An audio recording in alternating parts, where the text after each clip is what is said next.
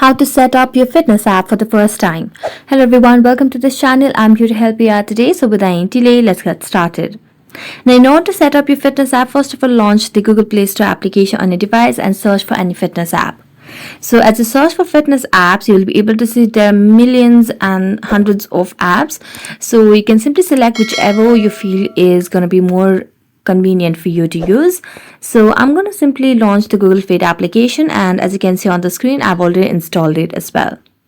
Now tap on open, and as you tap on open, it will land us to the main page of the app over here. So simply select on the option of continue with your Google account.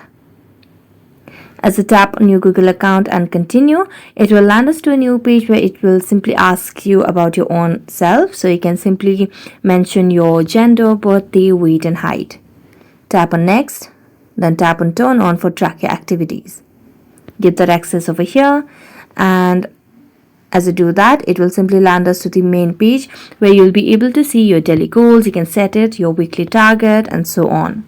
You can see the option of journal, have the option of activity. You can simply measure all the body measurements, nutrition and track all of these. And here's your profile. So that's it. Thank you so much for watching this video. See you next time.